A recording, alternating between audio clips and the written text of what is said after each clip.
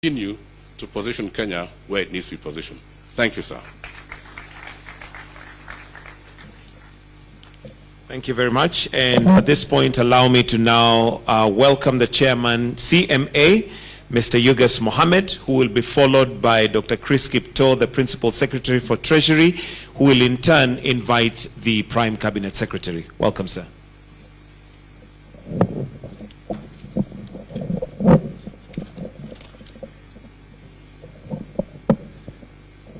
Your Excellency, the President of the Republic of Kenya and Commander-in-Chief of the Defense Forces, Your Excellency, the Prime Cabinet Secretary, our PSS, Chairman Kitoni, and the NSC CEO, all protocols observed. Your Excellency, the market has spoken, and when the market speaks, ours is the referee function, and therefore we just say congratulations to the market, because I think when they've spoken, what's been mentioned are things that we've been talking about for some time, and all they are saying, Your Excellency, is let's use the capital markets as an alternative for development. I think that is, in summary, everything that's been said. It's my great pleasure to be part of this great initiative today, to witness the bell ringing ceremony for the Linzi Sukuk on the USP. This is, as has been mentioned, the first time Islamic bond is being listed in the USP in the NSC.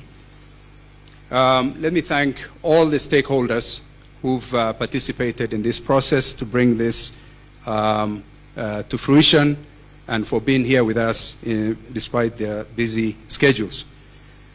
Let me reiterate, Your Excellency, to thank you again.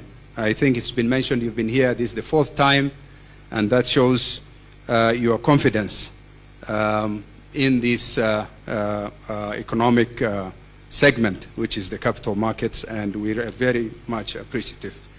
Your Excellency, for your information, we've witnessed remarkable progress in this sector. Since the establishment of Islamic banks, and I say this being Islamic finance product, we've seen significant progress, including the establishment of Islamic banks, Islamic windows for conventional banks, takafuls and re-takaful windows, Sharia-compliant funds. These achievements have been facilitated through collaborative efforts of all financial sector regulators, guided by the National Treasury and economic planning, backed up with technical and financial support from Financial Sector Deepening Africa, FSD Africa. As regards to the Linzi Sukuk listing, Your Excellency, we view this as a major achievement that has opened the channel for subsequent issuance on the main exchange in the future. This Linzi Sukuk issuance brings the total number of admitted securities on the USP to 5, with the others being the Lab Trust Imara, and we thank CPF for that, the Ilham Fahari IRIT, the Acon DRIT, and the Acon IRIT. Those are the ones that are on the USP platform. Your Excellency, even as we strive to improve activity in the capital markets, in the Islamic capital markets field, we acknowledge that there have been some challenges hindering optimal uptake. These include the low level of awareness and understanding of Islamic finance among the general population, even within the financial sector itself, policy misalignments with the Islamic principles. While we have stepped up effort to enhance literacy in this sector, we'll be making special requests to your office, Your Excellency, to support and fast track, 1, the development of a national Islamic finance policy. 2, enactment of the necessary legal frameworks to introduce a centralized Sharia Advisory Council for purposes of confidence building in the products. Number 3, the issuance of a sovereign sukuk, and introduction of a Sharia-compliant liquidity management tools for Islamic banks and takaful business to enhance market. I'm almost done, Your Excellency. Similarly, Your Excellency, the country's capital markets are increasingly becoming a key player in the country's commodity markets ecosystem, especially the agriculture sector, to enhance financial inclusion, market access, transparent commodity value chains, price discovery at the commodities exchange. To this end, we are happy to inform you that we are live to one of the key deliverables of your government, better.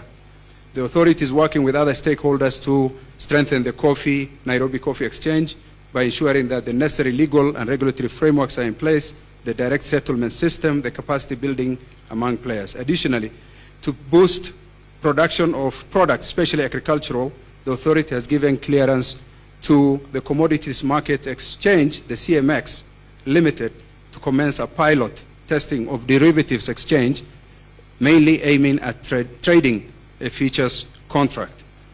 In conclusion, in supporting innovations in the capital markets, also we are operationalizing more and more. In fact, we might be the only one in the whole region in terms of a regulatory sandbox, which a few products are in the pipeline, and over the years, we've seen very successful ventures that have come out of the regulatory sandbox, Your Excellency, which is a product within the capital markets. And with these few remarks, I want to thank you most sincerely, and again echo our continued support towards more product and services in the capital markets, deliver on the promised economic transformation of our great country. We want to thank you, and we want you to keep up the great work you are doing, Your Excellency. Thank you so much.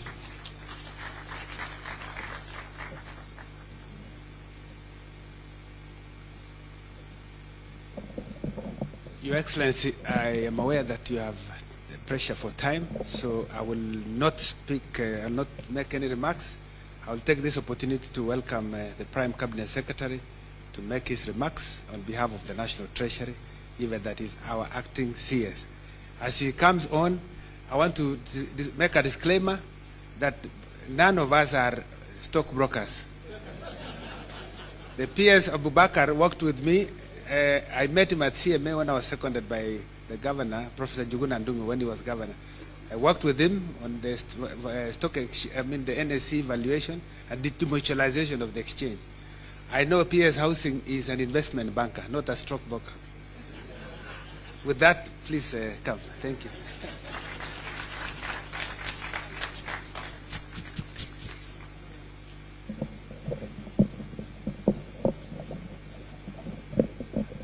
Thank you, Chris Kito. Your Excellency, the President, leaders of business who are here, good morning. I will be very brief, and I think it seems it's a moment of disclaimers. Tom Murla talked of a game where he opted not to disclose, and he gave the impression that it is a very secretive game. Your Excellency, I want to assure you that the game he was talking about is legal. It is golf. Lest the impression is taken out there that we were involved in some devious activity. But Your Excellency, as I invite you to the podium, let me just point out one or two things. One, in every crisis, there's always a silver lining. And we've had a moment of challenge. Kenya has risen out of challenges before, and every time it emerges stronger. So the President is steering us out of a certain challenge. But one thing that comes out truly for Kenyans is that we are systematically building a resilient economy and a resilient nation. Our democracy is tested. Our institutions are being tested. Even the stock market here was being tested. And the fact that you are here to launch another product just shows that this level of resilience is being made stronger and stronger by the day out of good leadership and also commitment and confidence in Kenya. So I really want to thank the entities that are still the beacons within our stock market, the companies that stood here. You are doing a good job, because confidence will only be maintained when people see that institutions in those countries are also believers in their stock market. So we thank you greatly. And we believe that the more we have joining in the capital markets, the better for us. Finally, Mr. President, you know, privatization can be both sweet and bitter. It's a terminology that is giving people a lot of problems. Even now, there's debate out there on how we can raise capital to support our infrastructure. And there's always suspicion. But one thing is clear. If we can grow our capital markets, somehow, even the doubting Thomases have very little to say when they know that we are trying to raise the resources through the capital markets. There's more confidence there, there's more assurance there. So it behoves on us to really build our capacity here and expand our horizons, introduce new products like this one, so that we can accelerate our development. So that is all I can say at this point in time. And at the right time, we shall recruit some of you members into that game, now that you know it is not illegal. So ladies and gentlemen, can we all be upstanding so that we can usher in His Excellency the President of the Republic of Kenya to make his remarks and get the bell rolling. Thank you. Thank you. Thank you very much, PCS. Tafadhali, let's take our seats. Our Prime Cabinet Secretary, the Honorable Musalia Mudavadi, Principal Secretary is present, the Chair of the Nairobi Securities Exchange and CEO, board members of the Capital Markets Authority, board members of Liaison Group, board members of CPF Financial Services, distinguished guests, ladies and gentlemen, good morning. Hamjambo. I know it's cold. I was also feeling it. But it's a great pleasure that I join you today for the groundbreaking listing of this Linzi Sukuk on the unquoted securities platform of the Nairobi Securities Exchange. Indeed, a very momentous occasion as we introduce the first Sharia-compliant financial product to the Kenyan exchange. I take this opportunity to congratulate Linzi Finco Trust, the issuer of the bond, for the successful structuring of this remarkable 3 billion shilling Islamic security with a 15-year maturity, marking a pioneering public-private partnership facilitated through our capital markets entirely with locally sourced resources.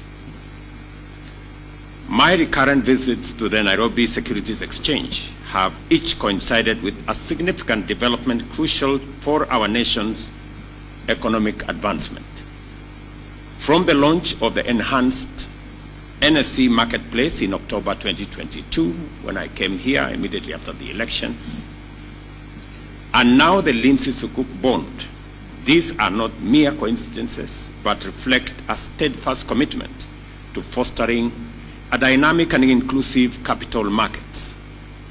The NSE stands as a cornerstone in our strategy to mobilize long-term capital that is vital for fueling the programs and projects of the economic transformation agenda. In 2022, the government pledged to provide land and horizontal infrastructure for development of affordable housing, substantially lowering construction costs and making it possible and feasible to offer homes at between 30 and 40% less the market rates. I challenged the private sector to support national housing and infrastructure projects then. I am delighted by your response and commend your effort in crafting this landmark asset-based security, which has the potential to enhance efficiency in the delivery of our priority projects through optimal financing costs. I am also encouraged that that the funds raised from this bond will facilitate the construction of 3,069 affordable housing units, thereby generating thousands of jobs across the country, expanding commerce in many aspects of trade,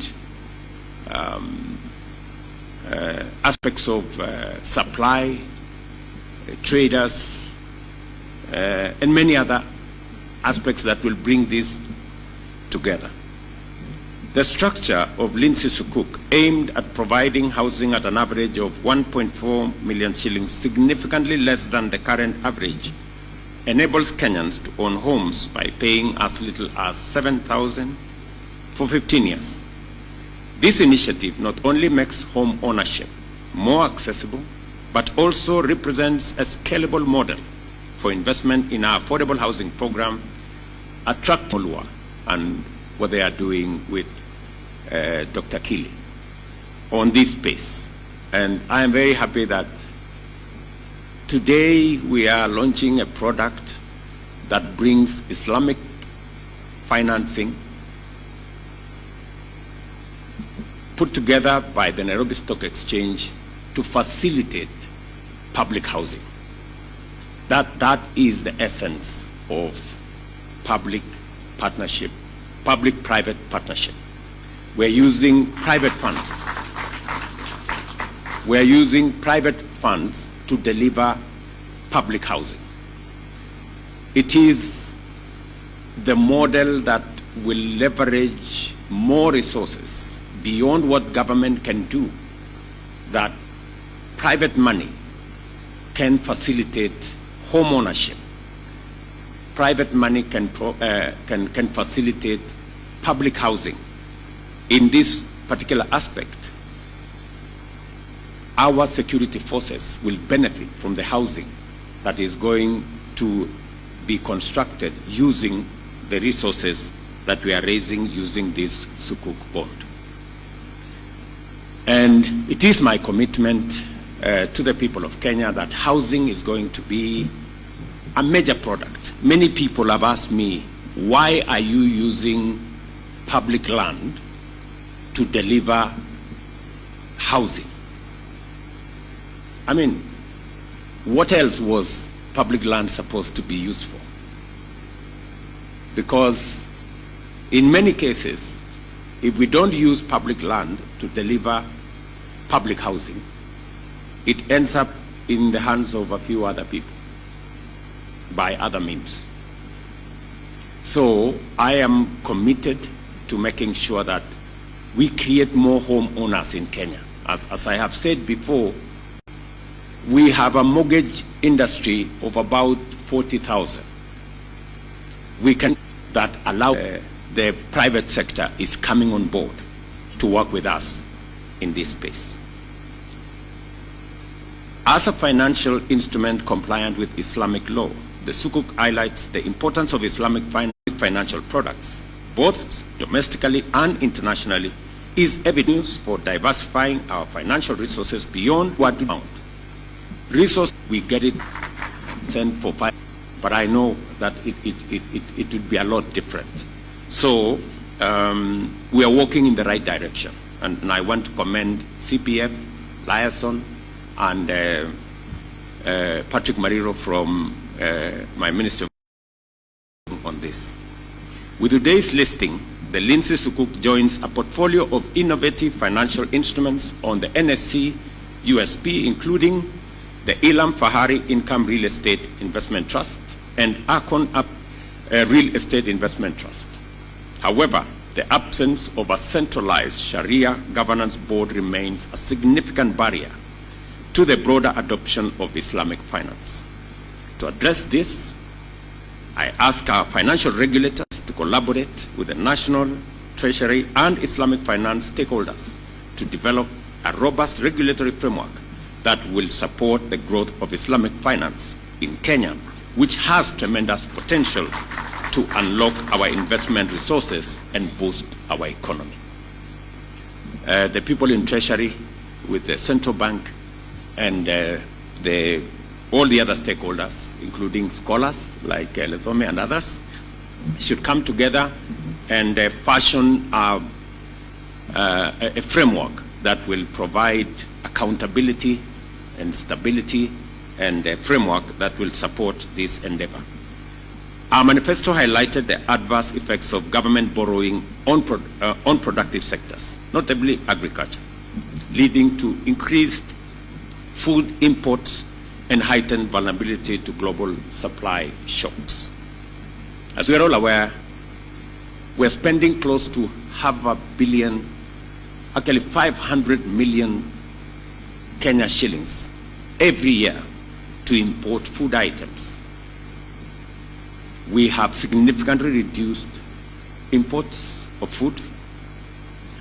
It is my intention that by supporting that productive sector, we can reduce imports, especially of products. It passed the issuance and introduced innovative products like infrastructure bonds, green bonds, diaspora bonds, and derivatives. Moving forward, we will continue to enhance these efforts, working closely with the NSC to drive our national transformation agenda. Our commitment extends to the privatization of government-owned enterprises as part of our broader economic liberalization program. This will not only stimulate market activity, but also support the government's strategy to divest its stakes in key corporations, enhancing overall market dynamics. As has been said here, and as I made a commitment when I first came to this exchange, the first 6 companies will be listed here in the next 3 months, I'm told. So before the close of this year, we will have the first 6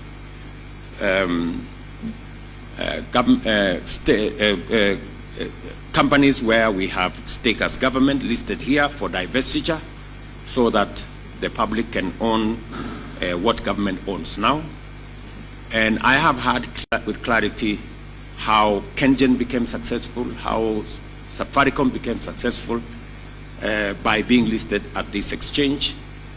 We will be preparing those other companies that you want, and I know which ones that you want, so that we can bring them to this exchange and we can give Kenyans a chance to own part of the wealth of our nation. I'm also looking forward, as I have interacted this morning with different stakeholders, working with National Treasury, the Central Bank, and good companies like Safaricom, for us to develop retail trading of both shares in the stock exchange and also bonds. And I am looking forward, and I have been assured that maybe in the next 3 months, I will hold somebody to account on that. In the next 3 months, that we are going to see more Kenyans participating in bond trading, in shares trading, in forex trading, and should be possible online. And the CEO of Safaricom has given me his assurance that he will use his robust network to make sure that Kenyans have access to a platform where they can do business. We can enhance our e-commerce footprint around Kenya, so that as we deliver the last mile connectivity to internet using our digital superhighway infrastructure, that we are now expanding to every ward in Kenya, so that we can not only give a chance to young people across Kenya to have access to digital jobs, but also to have access to digital commerce. And among the aspects of digital commerce that I am looking forward to is trading on government bonds, trading on shares at the exchange, and also forex trading, so that the many people who we have made internet and Wi-Fi, the many who have accessed it, either on our Wi-Fi hotspots across Kenya, or with the connectivity with the program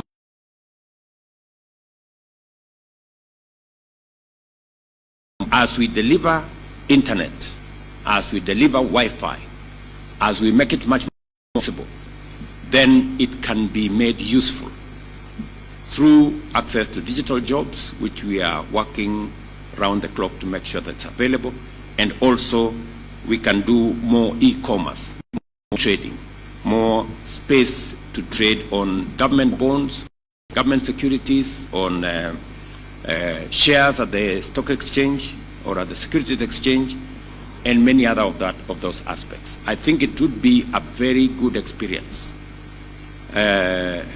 different from what's going on now. I think that platform is being used more, kusalimiana. I mean,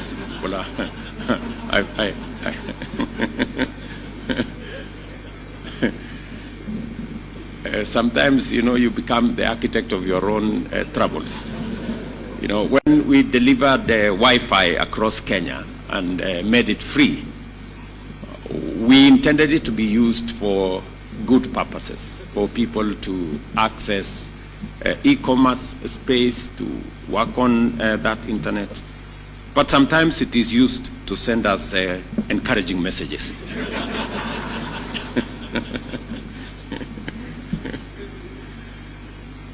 To fulfill our manifesto pledges, we have initiated key economic reforms, including governance improvements under the ownership policy for government-owned enterprises approved by Cabinet in November last year. This policy is set to enhance corporate governance and accountability, aligning the standards of state corporations closely with those of listed companies.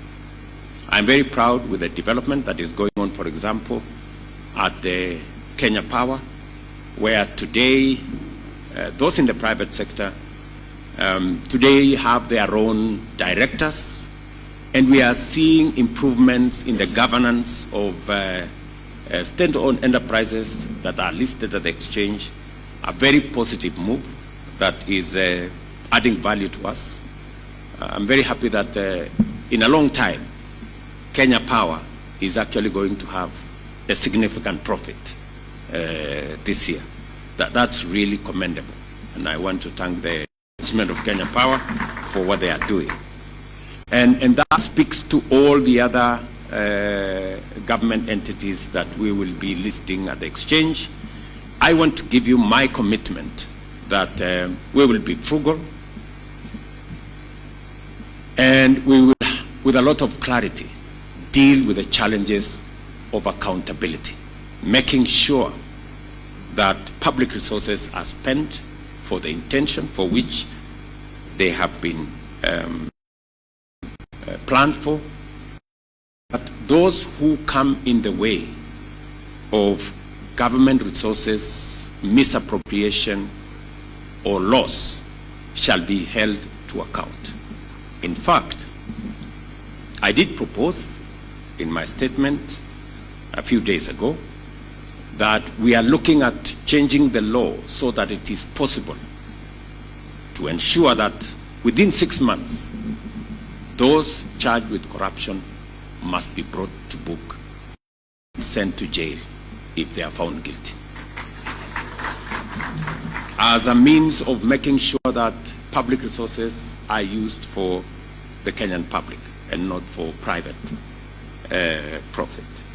As we look forward to further integrating public agencies into the securities market through privatization and welcoming more private sector listing, we remain dedicated to our goals of job creation and economic development, crucial for realizing sustainable development goals and improving overall quality of life.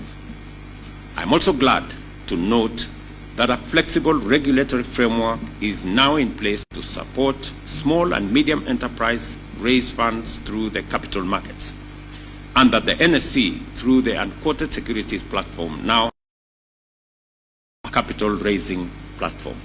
And I really want to encourage SMEs to take advantage of the platform and find resources, alternatives for them to expand their horizon. Investor confidence has been sustained by the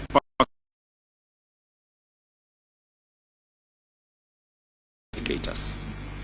To maintain this trend, The government of Kenya is committed to entrenching a predictable business and economic environment through appropriate policy framework.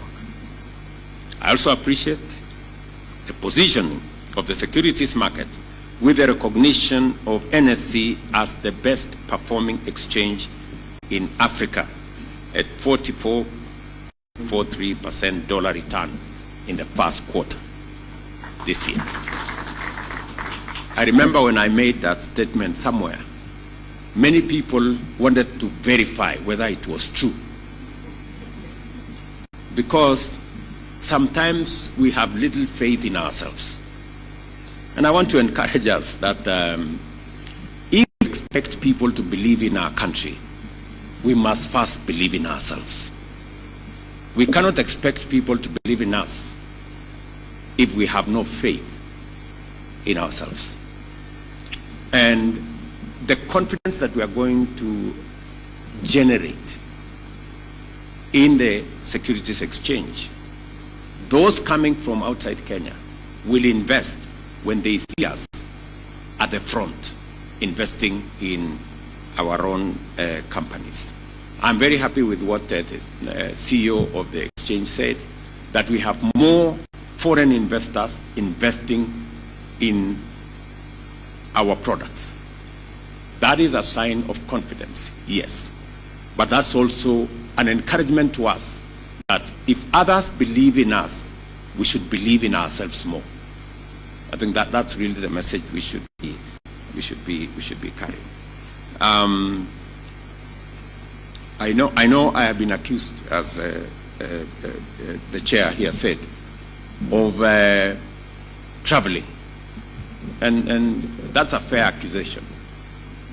The only is that many people believe I've been traveling as a tourist, but the profile we enjoy today in Kenya is as a result of deliberate, intentional, positive profiling of our country. Because in any case, I am the chief marketer of our great country. And we'll be doing justice and profile that Kenya actually deserves. I am very proud that today our country is held in very high esteem in many parts of both our continent and globally because of the efforts we have done collectively as the people of Kenya. And we must safeguard the place of our country jealously, all of us together. And I agree with Lethome that whatever it is that we want to do as a country, we are a country that believes in freedom. We are a robust democracy, but we are also a country governed under the rule of law. It is good to be fearless. It is good to be leaderless, but it is not good to be reckless and violent. We just have to be the country that we are all proud of. A proud, democratic country governed by the rule of law. It is the minimum we can do for ourselves as a country. And I want to assure investors, both here, and I want to assure Kenyans that as a mandate, I will make sure, I will go out of my way to make sure that we are a step on all our capabilities to secure the country and to provide an environment where each and every one of us can unlock our potential to make our country great. And we will make whatever sacrifices that are necessary for us to bring all our energies, all our efforts and ideas and synergy so that we can drive the collective good of the people of Kenya. Establishing a broad-based government is just that, so that nobody has an excuse, nobody has a reason to impede the progress of our nation, and we can harness all our capabilities, all our ideas, efforts and energy in driving the country in a positive trajectory so that we can take Kenya where we all want it to be. And I am very happy that as a country, we always emerge stronger and better, even as we face the challenges of nationhood. And together, I am very confident that we will move forward. I now declare the Linzi Sukuk officially listed on the unquoted security. And I'm informed that you are encouraged to attend the next Africa Security Exchange platform and conference. I am told by a friend of mine called Nafula, I think, who works around here, that I encourage each and every one of you to register and to participate so that we can bring experience together and learn from each other. Thank you very much. God bless you. And asanteni sana.